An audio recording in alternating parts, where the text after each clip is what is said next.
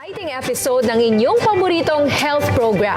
Sa araw na ito, tatalakayin natin ang practical tips and tricks na maaari ninyong gawin araw-araw para mapabuti ang inyong kalusugan mula sa tamang pagkain, exercise at mga health tips na magpapaboost ng inyong energy at overall well-being. Kaya simulan na natin ang inyong journey towards a healthier, happier you dito sa Health at Home.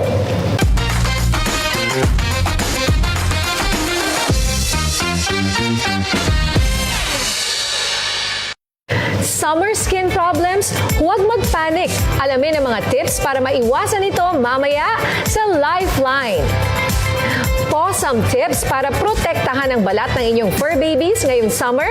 Alamin mamaya sa Power Paws. Bloom this summer with a healthy meal. Tuklasin ang perfect recipe para sa nutritious and delicious dish na ituturo sa atin mamaya sa Healthy Bites.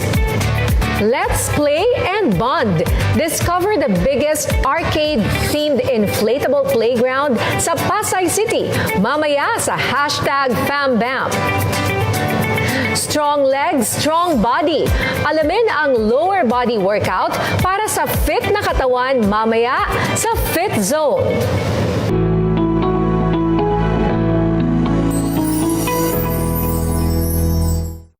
Sa kabila ng kasiyahan na dala ng summer season, marami sa atin ang nakakaranas ng mga problema sa balat dulot ng matinding init at sikat ng araw.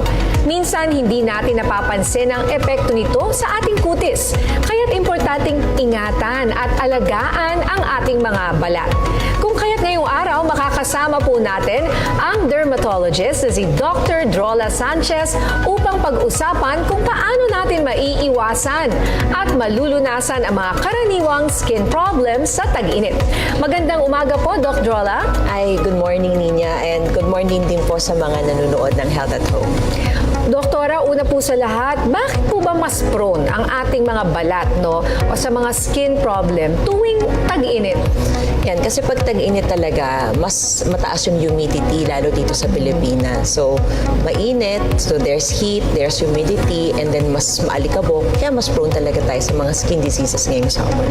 Okay, ano po yung mga karaniwang skin issues or diseases na nararanasan ng mga tao kapag ganitong mainit po ang panahon? So, pag ganito mainit, syempre yung mga fungal infections, yung mga tinea corporis, ito yung mga jack itch, yung mga ringworm, tapos meron din po tayo mga eczema, nagkakaroon tayo ng flare-ups ng mga eczema natin, contact dermatitis, yung mga, yung napapansin natin, mas prone din tayo sa mga heat rash, yung malaria na tinatawag or bungang araw. And ang isa pang uso-uso ngayon is yung mga pigsa o yung furunculosis. Yan. Ako nga po, ito na, naririnig ko na naman itong mga sakit na ito. Unahin natin yung mga minention mo na fungal infection. Yes. Ito ba yung an-an, buni, at ano yung ringworm. Ringworm. Ringworm, Jock itch. mga jock itch. Kasi alipunga, hindi ho ba kasama yan sa alipunga, that's athlete's foot. So, kasi pag itong mga parts ng body natin na medyo mas humid, pinapawisan, mas prone talaga sa mga fungal infection. So, mas nagiging acidic yung balat natin. Kaya, pansin nyo, tuwing summer, talagang dumadami yung mga fungal infections natin. Like yung mga ringworm, yung sa groin, yung jack itch, yung athlete's foot. Yan. Pag ganyan po, baka yung iba nagsiself-medicate or mali yung gamot na nilalagay nila. Pag fungal infection, ano po ba ang tamang ointment para dyan?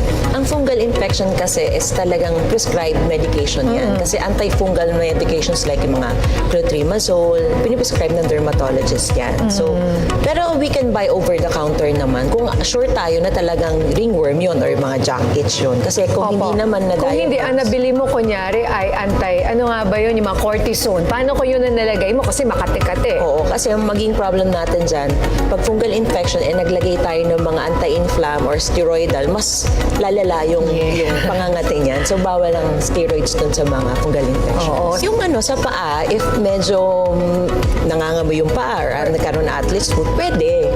Pwede siyang ibabad sa parang home remedy. Yung home remedies, yung apple cider vinegar and water. So, ibababad mo siya for 10 minutes and then i-rinse mo. Kung talagang mabaho yung paa. Para hindi yan para sa alipunga. Hindi sa alipunga. Pero ang sosyal naman po ng apple cider. Pwede ho ba yung ordinary white na suka? Ako kasi mas gusto ko yung apple cider kasi yung acidity nito hindi ganun kalala, yung nakakasunog ng balat. Yung Kung wala, pwedeng sugarcane vinegar. Ayun, sugarcane. Pwede Okay, sugarcane. mas organic kasi Mas yun. organic. Ano? Okay, na-mention niyo rin po yung karaniwang skin problem na nabanggit nyo, itong heat rash. Ito po ba yung bungang araw? Yan, bungang araw. Or sa term ng medical is malaria. Okay, so papaano po ba ito maiiwasan at malulunasan? Yan, kasi ang pagkakaroon nga ng heat rash is, di ba meron tayong mga sweat glands, tapos Okay. may duct yun. So, nangyayari during summer season, nagkakaroon ng blockage doon. So, hindi nakakalabas yung pawis. So, ang tendency nagkakaroon ng mga bumps, reddish bumps, tapos parang may scaling and makate. So, para maiwasan to, kailangan po talaga is hydration ng water. And then, dapat loose yung clothing mo. Huwag kayong magsuot ng mga maiitim na damit. So, dapat light colored yan. And then, meron din po tayong mga nilalagay na prickly heat na powder. So, So pwede po yun? pwede yun. Pero kung talagang Makati, we can apply yung mga calamine ointment. Yes. Nakikita ko nga rin po yung over-the-counter naman po yan. Yes, You can over-the-counter apply. naman.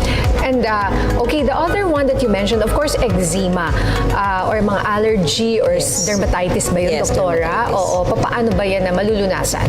So, dun sa mga taong may eczema ngayon, syempre kailangan, hindi pwede sa laging sa araw. So, dapat iwasan mo yung 10 a.m. to 2 p.m. Kasi yung direct heat, no, lalo magkakos ng inflammation yun and pangangati. So, para maiwasan din to, hydration pa rin is the key. And then, you can apply your topical na treatment for the rashes. And yung sa food, you have to eat yung mga vegetables and fruits na mataas yung water content. Meron bang pagkain na lalong lumalala ang eczema ng isang tao? Yes, lalo yung mga prito, mga fried foods, mga french fries, or yung mga pizza, yung mga cheese, yan mga kailangan nating iwasan. And yung pong mga canned foods, yan, iiwasan preservatives. May mga preservatives yung mga kailangan natin iwasan. So lalong lalala yung allergy. Uy, maganda pong advice yan. Tsaka mas healthy pa para po sa ating mga kababayan. Okay, bukod po sa na-mention yung huwag magpa-araw between 10 a.m. to 2 p.m., ano po yung mga steps na maaari nating gawin para maprotektahan ang balat mula sa harmful effects of the sun? Okay, mag-start muna tayo sa gagamitin nating soap. We need to use a moisturizing soap. And then, mas maganda maligo tayo ng malamig, huwag na pong mainit. And maganda rin po to hydrate the skin is apply a good moisturizer or lotion. And last but not the least, ang pinaka-importante talaga is wear your sunscreen kasi it protects literally the skin from the harmful UVA and UVB rays. So, kailangan may sunblock pa rin pala tayo kahit nasa loob ng bahay or kwarto, for example?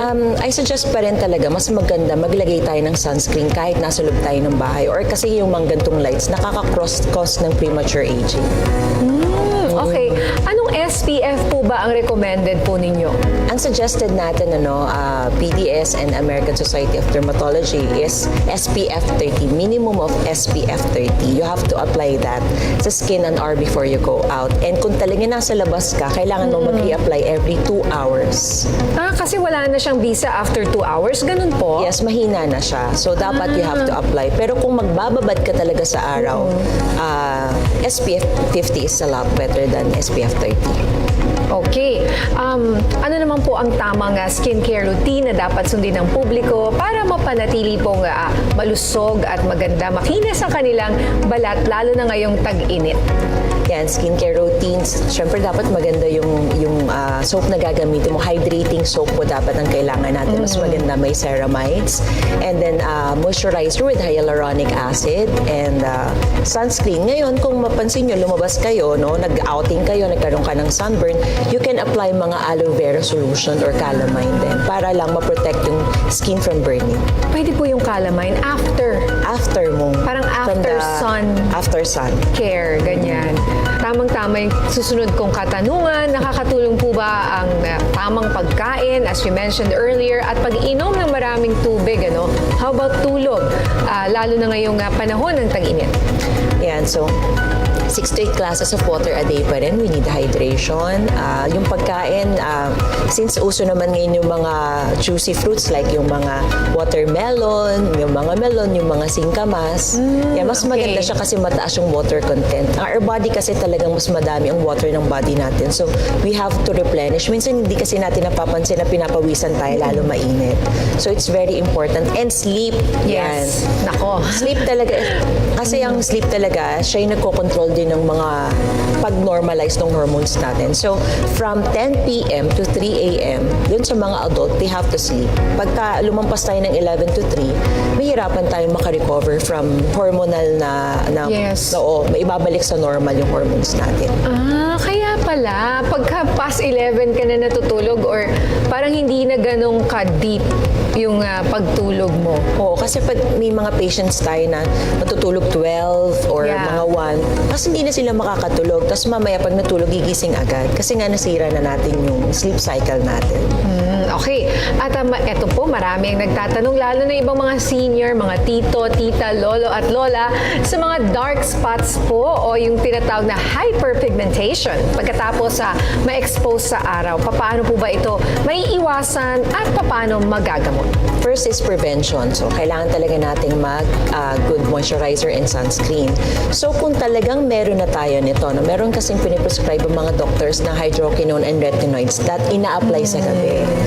Tapos, kung hindi talaga mawala, you can go to the clinic for lasers and peels. Yun. Okay. At panghuli na lang, Doc, ano po ang message o advice niyo sa publiko tungkol po sa pag-aalaga sa kanilang skin pagdating po ngayong summer? So ngayong summer talaga mainit and mas mataas ang humidity ngayon. So we have to take care of the skin first from within, 6 to 8 glasses of water a day. And then syempre, eat yung mga fruits na maraming water content like yung mga singkamas, watermelon, melon. Matulog po. At proper skin care is, syempre kailangan po natin ng magandang moisturizing soap, a good moisturizer, and syempre, huwag kayong pawawala ng sunscreen. Kasi sunscreen talaga protects our skin from the harmful UVA and UVB rays. Alright, nako, maraming salamat po sa inyong oras at pagbibigay linaw tungkol po sa mga summer skin problems, Dr. Drola Sanchez. Thank you so much. Sigurado marami po sa ating mga viewers ang makikinabang sa mga tips na binigay ni Doktora. At coming up next sa Power Pause, alamin natin kung ano naman ang mga skin issues na nakakaapekto sa balat ng ating mga fur babies tuwing summer season. Sa pagbabalik po yan ng programang number 1 ang kalusugan ng pamilyang Pilipino, Health at Hope.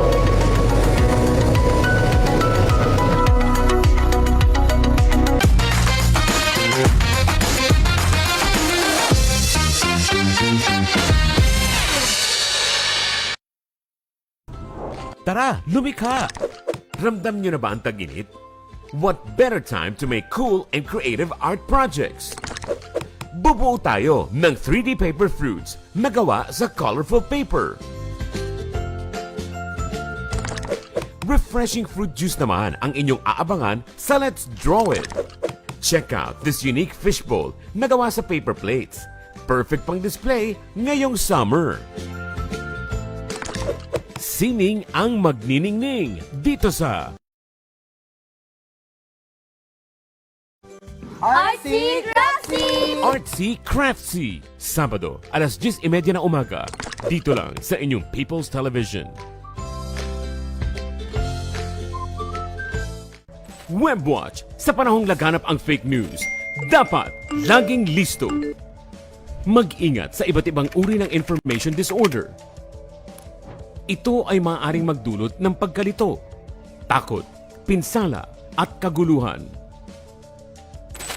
Bago maniwala, alamin muna kung ito ay misinformation. Maling impormasyong ipinakakalat nang hindi alam na ito ay peke. Halimbawa, ay ang pag-share ng hindi kumpirmadong pagpanaw ng isang tao. Malinformation. Impormasyong may katotohanan, ngunit may masamang motibo. Halimbawa, ay ang pag-upload ng screenshot ng pribadong pag-uusap. O disinformation. impormasyong pawang kasinungalingan at ginawa lamang upang makapanloko o manira. Halimbawa ay ang pagbebenta ng peking gamot. Upang hindi mabiktima, tandaan lamang ang 3 C's. Content. Tingnan, basahin o panoorin ang buong impormasyon. Context. Intindihing mabuti ang post o impormasyon upang makuha ang tunay nitong mensahe. Critical thinking. Maging mapanuri at kilatisin ang mga detalye. Tandaan, huwag hayaang maging fake. Ang fact.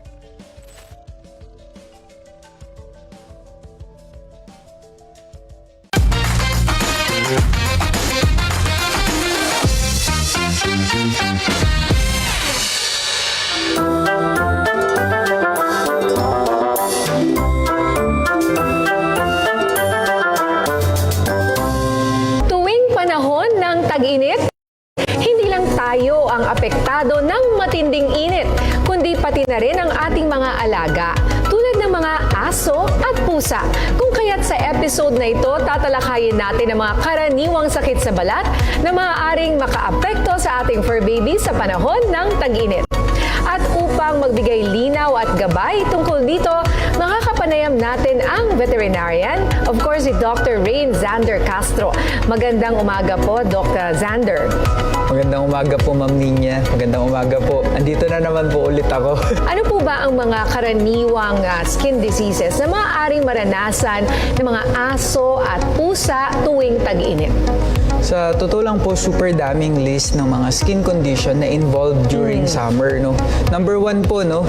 Kung tayo po ay lalabas ng bahay, which is ang nangyayari kasi sa atin, nagiging outdoor din tayo, lumalabas tayo, pwede po sila na magkaroon din ng sunburn. Sometimes po, nasusunog din yung mga talampakan nila, paw pads nila. Kaya during naglalakad. So, isa rin po yun sa mga skin condition na kailangan nating itackle. Wait lang, Doc. Wait, nasusunog ang kanilang mga paa. Yes po. Kaya Sa yung sobrang iba ba may init. sapatos? Kasi nakikita ko. Actually, may point naman po yung pagbibigay ng sapatos sa dogs, pero hindi siya advisable pa rin. Kasi isa po yung paw pad to thermoregulate yung heat sa body nila. So, yun lang po yung way nila para mag-sweat or magpapawis. So, kung wala po yung paw pad or matatakpan pa po ito, mas iinit yung body temperature nila. Mas mapapasama Mas pa. mapapasama pa. So, better po kung lalabas tayo, try nating lumabas na wala na yung araw. I see. Para hindi Okay. rin po natin kailanganin ng sapatos for dogs, which is yung sapatos nga po, papainitin niya pa yung katawan. Okay. Another problem po, no, yung mga mange po or yung mga tinatawag nating mga kuto parasites po. Andyan din yung mga uso. yung mga garapata, familiar po kayo. Yes. Ang dami during summer kasi yung life cycle nila mas marami during summer period. Okay. And dahil mainit yung panahon, sa mga kilikili po nila, pwede sila magkaroon ng mga fungal diseases, mga fungal infection din. Pumapasok po dyan yung mga Microsporum canis or mga dermatophytes po na mga infection din ng mga balat ng ating mga alagang hayop. So, ganun rin, meron silang fungal infection, may mga parasite. What about, meron din ba silang parang eczema or dry skin or something like that? Actually, meron po. Minsan pumapasok po dyan yung tinatawag nating mga canine atopic dermatitis kasi super nangangati sila. Minsan yung mga may galis po, ano yon na aso? Yung makikita po ba natin sa daan? Opo, kunyari Ayun po usually Opo. kasi mga mange yan. So Mga ano? demodectic mange, sarcoptic mange po. Ano yun? Yung mange po, para silang mga mites. Okay. Microscopic sila, hindi sila makikita. So kung dadalhin po sila sa vet, i-scrape namin, titignan namin under microscope, meron silang mga mange or yung mga mites po na hindi nakikita ng mga mata natin. So makikita natin very scaly talaga, ang Oo, kakapal. yes. Di ba po? Yun po yun yung reason dahil sa mga kuto na yun. ibang kuto naman to, hindi ito yung parang garapata na nakikita mo, Yes no? po, may mga kuto na nakikita natin, may mga kuto na hindi. I So see. kailangan talaga pumunta tayo sa vets. Kasi marami pong mga types ng mga parasites na pwedeng involved dun sa skin irritation ng alaga natin. Okay, so sige Doc, ano po ba yung mga sintomas na dapat bantayan ng mga pet owners para malaman na may skin disease na siguro itong aso o pusa na alaga ko? Number one po, di ba, syempre pangangate. Okay. Yung pangangate, kung pag continuous na yung itchiness nila sa isang area or multiple area, ipa-check na natin. Number two, pwede rin po yan magkaroon ng redness. Minsan nagbi-bleed pa po. And nagpo-produce po ng mga bald spots or nakakalbo. Parang na may kalbong portion. Yes po. So, ayan po pumapasok yung alopecia, kung tawagan natin. Meron din silang ganon? Yes po, meron po tayong tinatawag na generalized alopecia or yung buong katawan nakakalbo or mga localized alopecia or portion by portion lang. So may mga ganun po talaga. So kung ano po yung nakikita nating sintomas sa tao, sometimes pareho lang din po sa hayop. So yun po siya. Alright, mamaya pag-usapan natin yung treatment, ano? Pero ito muna, paano po makakaiwas ang mga pet owners sa mga skin conditions na ito sa kanilang mga fur babies? Ayun.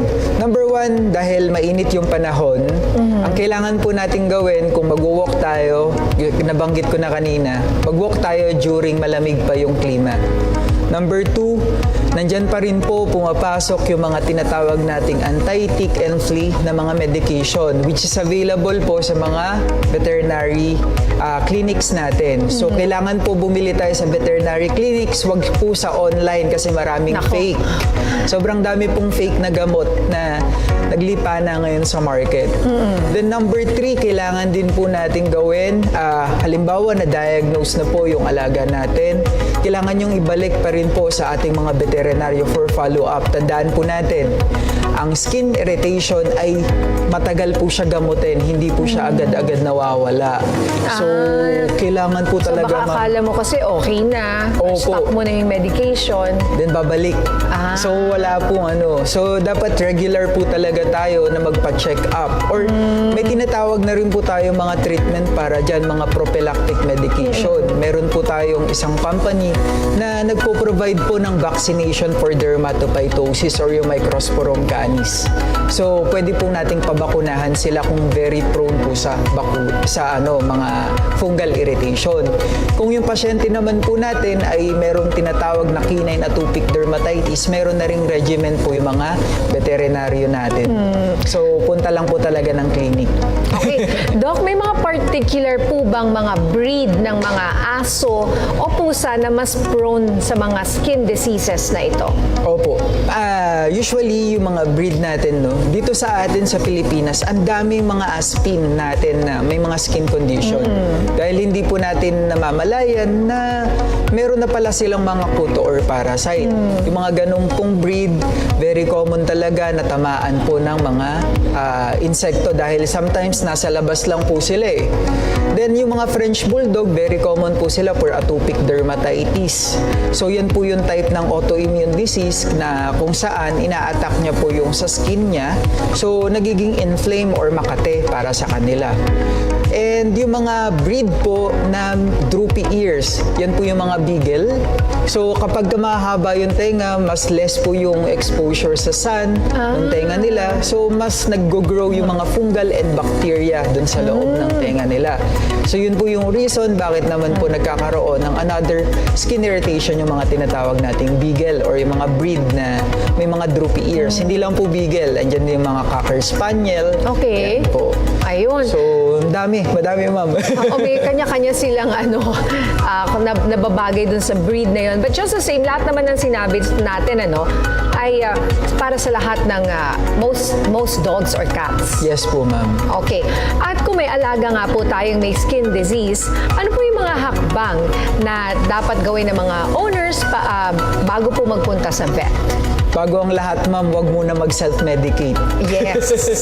Baka yung Sobrang nilalagay ng tao, nilagyan din daw kunyari Talaga, ang dami po. appointment, ano? Huwag pong mag-self-medicate, huwag nating gawin na ipang sabon sa kanila yung sabon natin or magsabon tayo ng mga bagay like yung mga bar or mga Oo. bareta. Ginagamit nung iba pagka Sa may mga... aso? Oo, Sa yung pangdamit? yes po, kaya ma'am sa pagka nasa klinik na namin, dry na yung balat. So mas mahirap na kawawa pong naman. gamutin. Number one, kailangan muna nating alamin, Ma'am Ninya, kung yung pasyente ba natin, anong type ng skin irritation meron siya. Kasi pwede nga pong pumasok yung fungal irritation, atopic dermatitis, or tinatawag natin na mga parasitism. Andyan nga po yung mga mange, mga rash, yung mga ganyan po. So, kailangan talagang maging specific. Vet pa rin po yung masusunod kung ano po yung treatment na ibibigay natin. Kung ano pong type ng skin condition meron sila. Oo. So, lagi pong magpakonsulta sa ating mga veterinary. So yung for example, fungal infection, meron din silang parang bune, ganyan. Actually, ma'am, yes. Ringworm po meron sila. So Because of iba yung- dermatophytosis or yung tinatawag nating Microsporum canis. And ang gamot, may ointment para talaga doon. Yes, ma'am. Oo. At gaano katagal mo ilalagay? Example, sa ringworm or bune. Usually, ma'am, 14 days. Ganyan tinatagal. Then, bukod dyan, hindi kasi natin napapansin, tinitreat natin yung isang area, tapos Meron nakakalimutan, meron pa pala sa kabilang side, no? Tapos, kumakalat yan, kumakalat. di ba? Opo. So, minsan, nagbibigay na kami ng oral medication para doon. So, para Okay. buong katawan nila, natitreat na ng antifungal medication. I see. At Doc, how about daw yung mga vaccination sa mga skin diseases ng ating fur babies? Meron po bang ganito? At gaano po ito kahalaga? Okay. Meron po tayong binibigay, ma'am, no? Number one, binibigyan natin sila ng pwede yung Microsporum canis vaccine. Available po yan sa mga veterinaryo nyo. Kailangan lang talaga nating tanungin kung very prone sila for fungal irritations. Number two po, pwede tayong magbigay ng mga anti-tick and flea medication. So yan po is monthly na binibigay sa ating Injection mga alaga. ba yan? Actually, merong injection good for 1 year na. Hindi lang ako okay. pwedeng magbigay ng Oo. brand, ma'am. Ano yung monthly? Injection or oral? Oral po yung monthly or pwede rin Okay. po na every 3 months. So kailangan nyo pong tanungin kung ano yung mas suitable sa lifestyle nyo. Tapos kung ano yung mas suitable para sa pet nyo. Kasi kailangan din po talaga nagtutugma sila. Kasi kung very busy tayo, di syempre yung gawin natin yung every year na lang. Oo. Kung hindi tayo busy, tapos gusto natin lagi nakikita yung vet natin, Oo. mag-monthly yes. tayo. So, kung hindi naman, kung medyo ano ka lang, moderately na busy ka, every 3 months pwede po. I can super busy ka, 1 year. 1 year pwede Oo, po. convenient, di mo na Convenient. iisipin. Pero after 1 year, lalagyan mo ulit parang rabies vaccine. Yes po, every month. Opo. Ay, every year. Every year, yes. Okay, panghuli na lang, Doc, ano po ang inyong advice sa mga pet owners para mas mapanatili ang maayos na kalusugan ng ating mga alaga, lalo na ngayong summer season? Okay. Number one, kailangan po talaga natin na alalahanin na may coat yung ating mga alagang hayop. So, may fur sila and mainit yung body temperature nila. So, very prone sila sa skin irritation na dahil sa araw. And another one, pwede sila magkaroon ng mga heat stroke. Then, kailangan lang po natin na i-provide yung tamang anti-parasitic protocol para sa kanila. Kasi kung hindi po natin mapoprovide yun, magkakakuto na naman po yung alaga natin, makakalbo na naman yung mga areas nila, which is problema na naman tayo. Then, syempre, kailangan pa rin po ng check-up. So, yung check-up, needed po yun at least every 6 months or every year, depende po sa edad ng ating mga alagang hayop. Then, syempre, wag po natin kakalimutan maging responsible pet owners. So, yun naman yung lagi nating pinopromote. Alright, maraming salamat Dr. Xander Castro sa inyong oras at sa mga mahahalagang impormasyon na ibinahagi po ninyo sa amin. Tsak na makakatulong ito sa lahat ng may alagang aso at pusa upang mapangalagaan ang kanilang kalusugan ngayong tag-init. Up next, isa na namang healthy dish ang ituturo sa atin mamaya sa Healthy Bites. Kaya abangan yan sa pagbabalik ng programang numero 1 ang kalusugan ng pamilyang Pilipino. Health at Home.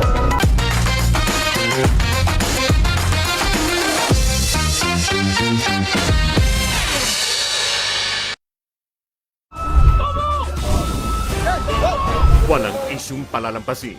Dahil walang hinto ang paghahatid ng mahalagang balita hanggang weekend. Kasama sina Maan Macapagal, Patrick De Jesus, at Daniel Manalastas. Ulat Bayan Weekend, Sabado at Linggo, alas 6 ng gabi, dito lang sa inyong pambansang TV.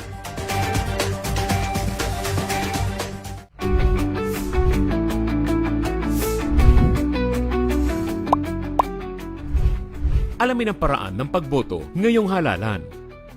Ang regular voting hours ay mula alas 7 ng umaga hanggang alas 7 ng gabi. Ang mga PWD naman, pati na ang mga senior citizen at mga buntis, ay maaaring bumoto ng mas maaga, mula alas 5 hanggang alas 7 ng umaga. Pagdating sa lugar ng botohan, hanapin ang inyong pangalan sa voters list na nakapaskil sa labas ng inyong presinto. Tandaan ang inyong precinct number at sequence number sa listahan. Lumapit sa Electoral Board at sabihin ang inyong precinct number at sequence number. Titingnan ang inyong pangalan sa Election Day Computerized Voters List o EDCVL at i-check din kung may marka ng indelible ink ang inyong kuko. I-verify ang inyong pagkakakilanlan at papipirmahin ka sa EDCVL. Ibibigay sa inyo ang inyong ballot form, ballot secrecy folder at marking pen. At maaari na kayong pumunta sa voting area para bumoto.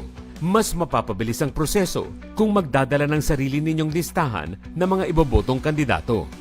Tandaan, ingatan ang balota. Huwag itong dumihan, lukutin at lagyan ng anumang marka.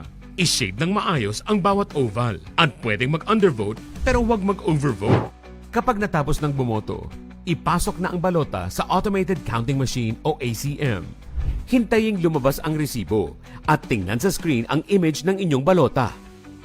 I-check ang inyong voter's receipt at ihulog sa nakatakdang lagayan para dito. Pagkatapos ay magpalagay na ng indelible ink sa inyong daliri at lumabas na sa presinto.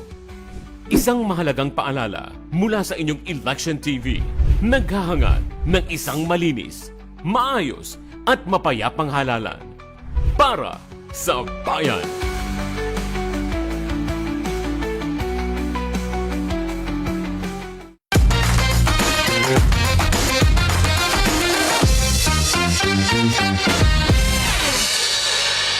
Today, we're switching it up with a dish that's healthy, delicious at siguradong magpapasaya at magpapabusog sa'yo. Kaya kung ready ka na to feel good and eat good, tara, silipin natin ang recipe na ituturo sa atin dito lang sa Healthy Bites.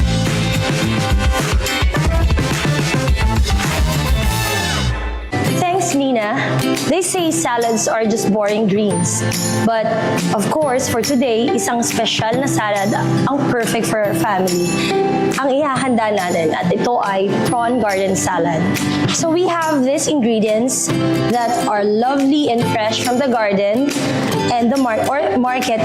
If you have a garden in your house, it's perfect. We have green lettuce. We have carrots. We have fresh mangoes. We have shrimp, cucumber, strawberry. And for our dressing, we have honey, mustard, and lemon, and of course, salt and pepper to taste. So, what are we going to do first? For me, I usually mix all the liquid ingredients for the dressing. So, i-mix natin ang honey, around 3 tablespoons of honey. And for the mustard, we mix at least 2 tablespoons. And of course, lemon for vitamin C, around 4 tablespoons. And we just mix them well all together. And of course, don't forget salt and pepper to taste. Siguro mga 2 pinches lang. You may may adjust, depende sa preference nyo. But of course, balance of acidity, salty, and sweetness from the honey and the mustard, it's perfect for your dressing. So why we choose this salad for you guys? Because, of course, aside from offering greens for you, we have vegetables and we mixed fruits in our salad.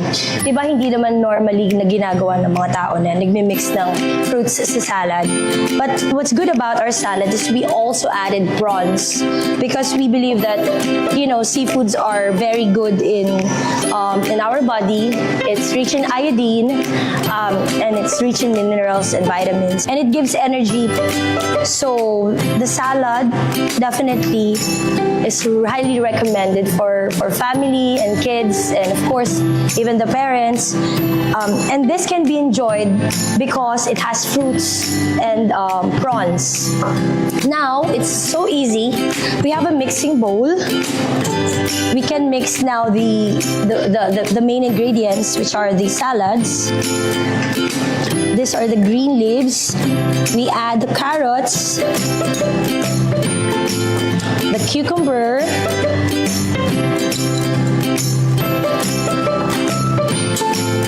mangoes. We leave some mangoes later for toppings.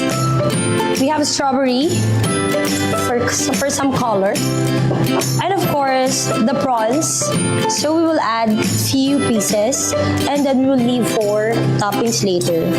So all we need to do is just mix the vegetables and the dressing. We can put all the dressing so that it's delicious and tasty. It's so easy. You can do it like probably few minutes. If all the ingredients are ready, you can just mix it and you'll be done in 5 minutes actually. So ganun lang kadali yung salad natin. This is prawn garden salad. And then of course, ready to eat. We're gonna transfer it in our serving bowl.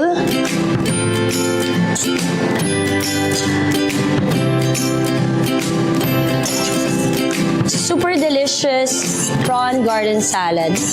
And it's available here in Dampasi Food Restaurant if you may visit. And for the toppings, we will add yung mga naiwan natin kanina.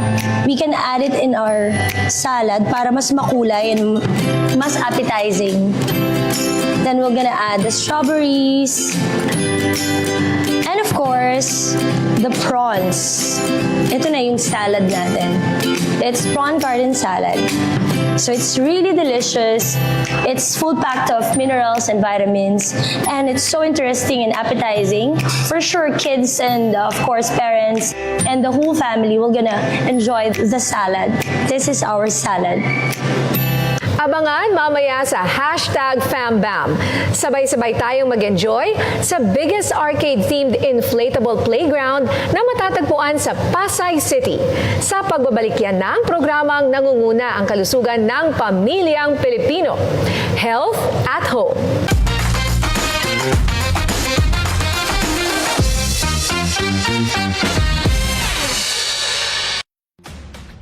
Hatid sa inyo ang inspiring stories and exciting adventures sa mundo ng sports. Tunghayan ang naging papel ng sports sa personal at profesional na buhay ng ating atletang Pinoy. Live better! New at fun activities naman ang ating susubukan na perfect for beginners at thrill seekers. Sports Trip with teammates Mix Siozon and Sheila Salaysay. PTV Sports Weekend. Sabado, alas 4:30 ng hapon, dito lang sa PTV. Disaster Watch. Alamin ang Modified Tropical Cyclone Wind Signal System para sa mga parating na bagyo. Signal number 1. Isa itong tropical depression na nagtataglay ng bahagyang lakas ng hangin at tatama sa loob ng 1.5 araw. Walang pasok ang mga bata sa preschool. Signal number 2. Ito ay tinatawag na tropical storm na may dalang katamtamang lakas ng hangin at posibleng tumama sa loob ng 24 oras. Pinapayuhan ng lahat na isecure ang kanilang mga bahay at kagamitan. Wala ring pasok ang mga mag-aaral mula preschool hanggang high school. Signal number 3. Ito ay severe tropical storm na posibleng tumama sa loob ng 18 oras. Pinapayuhan ng mga residente na lumikas sa mababang lugar, baybayin at tabing ilog, at maghanda ng pagkawala ng kuryente at komunikasyon. Walang pasok sa lahat ng antas ng edukasyon. Signal number 4. Ito ay isang ganap na typhoon na maaaring tumama sa loob ng 12 oras at nagtataglay ng napakalakas na hangin. Bawal ang maglakbay at dapat ay nakalikas na mula sa mga mapanganib na lugar. Signal number 5. Ito ay isang super typhoon na nagtataglay ng napakalakas na hangin at posibleng magdulot ng malawakang pinsala. Manatili sa loob ng matitibay na gusali at mag-monitor ng mga weather update para sa inyong kaligtasan. Sa panahon ng bagyo, dapat laging listo.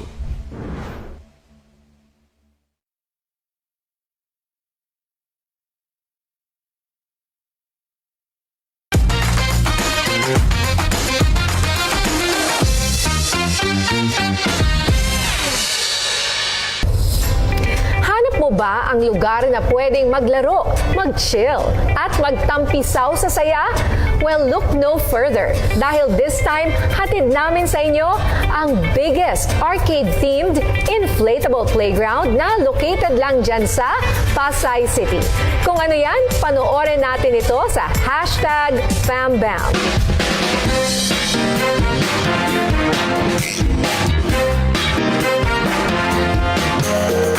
Sa usaping kalusugan, mahalaga na panatilihin ang active lifestyle upang mas maging healthy ang ating katawan. Kaya naman isang biggest, boogiest at bounciest playground for kids and adults ang binisita namin na located lang sa Pasay City.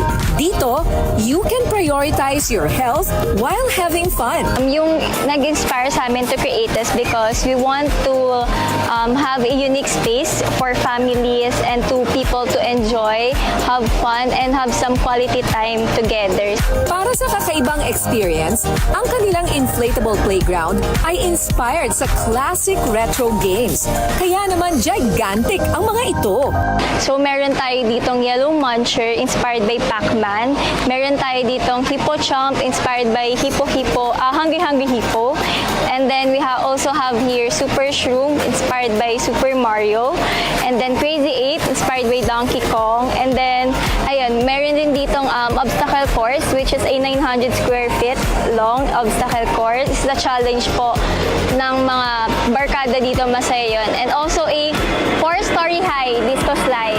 Hindi rin kayo magugutom sa loob dahil meron silang masasarap na food and beverages kagaya ng pasta, fries, shawarma, and rice meals.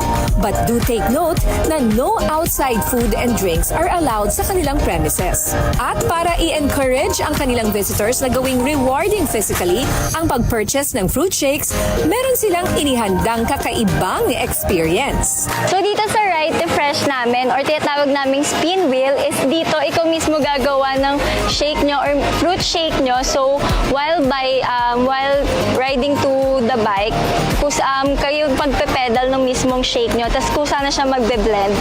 So as in from scratch nyo gagawin yung shake nyo. Hindi mo na rin kailangan pa mag-alala sa kalinisan dito dahil minemaintain at palagi nilang nililinis ang kanilang inflatables upang makasiguro na safe ito para sa lahat. Yung mga attire naman here, so syempre lagi namin ini-inform yung mga guests namin na expect na mababasa sila here. So yung ni-require naming attire for them is a active workout gear or any comfortable casual wear na walang button, zipper, or any sharp objects na risk or damage sa inflatables natin. As well as grip socks or aqua shoes para sa safety na rin and sa cleanliness ng ng inflatable. Available rin ang kanilang playground for private bookings and events, kaya you can plan ahead your intimate and special celebrations with them. So, if you're looking for a fun and unique way to have a quality time with your family and friends, visit us here and we will give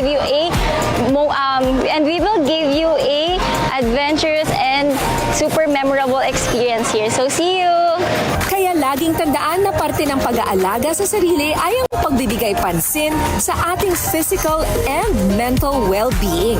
So stay active and have fun, healthy homies! Strong legs, strong body. Alamin ang lower body workout para sa fit na katawan mamaya sa Fit Zone.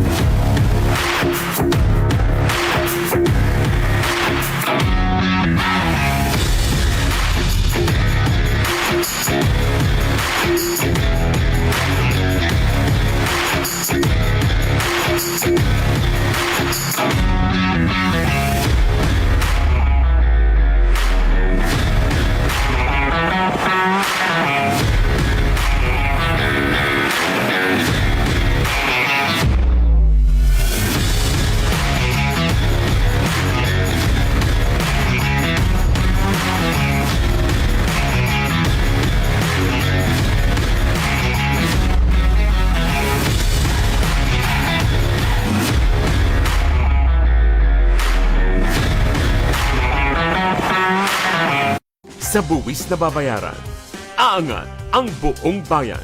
Kaya naman mga kababayan, pay as you file. Magbayad ng buwis sa tamang panahon. Para sa forms at karagdagang impormasyon, bisitahin ang BIR website. Tumawag o mag-email. O magsadya sa pinakamalapit ninyong Revenue District Office o Filing Center. Isang mahalagang paalala mula sa inyong PTV.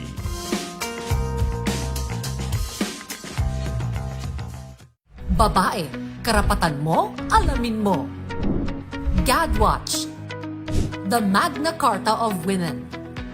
It is a comprehensive women's human rights law na naglalayon na i-eliminate yung discrimination against women. It is a local translation of the United Nations Convention on the Elimination of All Forms of Discrimination Against Women or UNCEDAW. Yung protection natin pagdating sa kalamidad, sa kahit na anong crisis situation. Pag-alis ng diskriminasyon pagdating sa education, scholarships and training. Pag-alis ng diskriminasyon pagdating sa employment, sa military, police, and even other similar services. We have this special leave benefit for women na mag-undergo ng surgery on any gynecological disorder. Yung MCW natin pave the way sa pagpasa ng mas maraming women-related laws, setting the direction for the government kung ano dapat yung maging plano, activities, and programs para sa mga kababaihan. The government is mandated to allocate at least 5% of their national budget to women-related programs, plans, and activities. So, ang PCW monitors the agencies or the government agencies' national plans on gender and development as well as their achievements on this. Yung Global Gender Gap Index natin, yung specifically minimeasure niya kasi is the gender gap on education, health and survival, economic participation and opportunity, tsaka political empowerment. We are in the 25th place in 2024 Global Gender Gap Index. Maintaining and improving gender parity requires continuous policy reforms, even stronger representation of women in leadership or in political positions, and of course, targeted efforts to close yung remaining gaps. Babae, karapatan mo, alamin mo. GADWatch.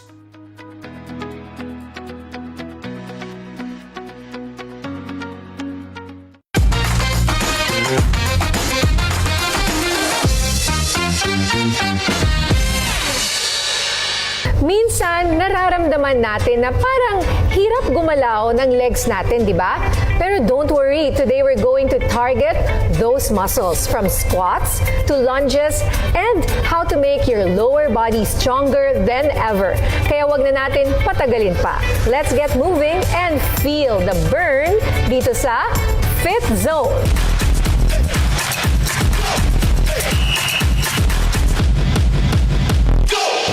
Thanks, Ninya. Good morning, healthy homies. Ako si Coach Rocky. At ngayon, magpo-focus tayo sa lower body exercise para sa mapalakas ang ating lower legs glutes. Ako naman si Coach Rhea and will guide you through some moves na makakatulong para maging stronger and more toned ang lower body. Kaya tara, let's start now. The first exercise that we're going to do is glute banded kickback. So meron tayong banded ngayon. So put your band hair in the legs. Tapos, imaginary lang muna tayo kung meron tayong mahahawakan dito. So, first, third set, then 12 reps every one legs yung gagawin natin. So, bend lang ng onte, then chest out, butt out, then push yung knee sa back. 1, 2, 3, 4, 5, 6, 7, 8, 9, 10, 11, 12. So nakikita nyo yung tata-target natin dito is yung glutes natin, then also yung hamstring. And the second one is squat. Ang squat naman, usually nakikita naman natin to lagi. So 12 reps, then 3 sets again. 1, 2. So, yung natatamaan dito, yung hamstring natin. Then, ang almost lahat din ng parts ng lower body natin. Kasama na dun yung glutes. Okay, last 3. 1, 2, 3. Third exercise is sumo squat. Okay. So yung sumo squat natin, pwede pa rin natin gawing 3 sets ulit. Gawin natin 12 reps. 3, 4, 5, 6, 7, then 8, 9, 10, and then last one, and 12. Okay. A fourth exercise is reverse lunges. So third sets, 12 reps each side. 1, Same pa din, 12 reps. 1, 2, 2, 3, 3, 4, 5, 5, and 6, and 7, and 8, 8, then 9, last 2, then last one. Okay. Okay, last exercise is a goblet squat. So, wala tayong ngayong dumbbell. So, imagine na lang natin na meron tayong dumbbell. So, 3 sets, then 12 reps.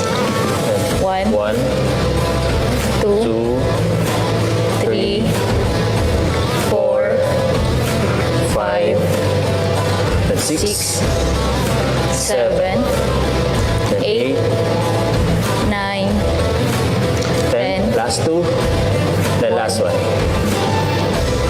Okay. So yun po yung mga tinuro namin sa inyo. Ang pwede po nating matamaan doon is more on legs natin, especially para sa mga girls na gustong magkaroon ng magandang glutes. And that's our lower body exercise. Tandaan nyo lang na kailangan ay laging focus, and don't forget to give your muscles some time recover. Tama ka dyan, Coach Rocky. Keep the energy up. Importante talaga ang lower body exercise for building strength, hindi lang sa ating legs, kundi pati sa ating overall stability. Back to you, Ninya. Diyan na po nagtatapos ang ating programa ngayong araw. Sana marami kayong napulot na aral mula sa amin. At huwag kalimutan, ang kalusugan ay kayamanang walang kapantay. Kaya't mag-ingat at alagaan po ang inyong katawan, ha? Ako po si Ninya Corpus Rodriguez, isang wifey at mommy. Ang kaagapay ninyo sa mga napapanahong isyong pangkalusugan. At ito ang Health at Home.